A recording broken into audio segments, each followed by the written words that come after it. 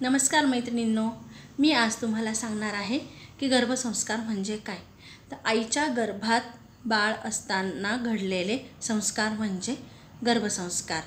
तर आईने गर्भात बाळ असताना चांगले म्युझिक ऐकले पाहिजे, चांगली पुस्तके वाचली पाहिजे आणि चांगलं बोललं पाहिजे, चांगली कामे केले पाहिजे, जेणेकरून ते संस्कार बाळावर पडतात।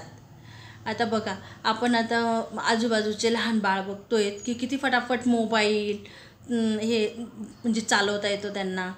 तर ते म्हणजे आपण आता मोबाईल चालवतो, कम्प्युटर चालवतो, तर ते आपली इच्छा नसतानाही त्या गोष्टी बाळ पोटात असतानाच शिकतं। म्हणजे त्याच्या अवतीभोवती घडणाऱ्या गोष्टी त्याला कळतात, त्याला आवाज ऐकू येतात, त्याच्यामुळे बाळ तसे शिकते।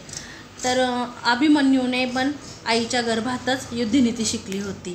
प्रल्हादाने पण प्रल्हादाच्या आईने पूर्ण म्हणजे प्रेग्नन्सी पूर्ण होईपर्यंत नारायण भक्ती केली होती। त्याच्यामुळे राक्षस कुळात जन्म झाला तरीही प्रल्हाद हा नारायण भक्त होता। आणि आपले छत्रपती शिवाजी महाराज यांची आई जिजाऊ, हिला सुद्धा वाटत होतं की आपला बाळ, तिथे मुघलांचं राज्य होतं, तर एकदम सगळीकडे एकदम आतंक होता। तर तिला सुद्धा असं वाटत होतं की आपल्या बाळाने पण इथे स्वराज्य स्थापन केलं पाहिजे, आपल्या बाळाने ह्या सगळ्या गोष्टींना विरोध केला पाहिजे।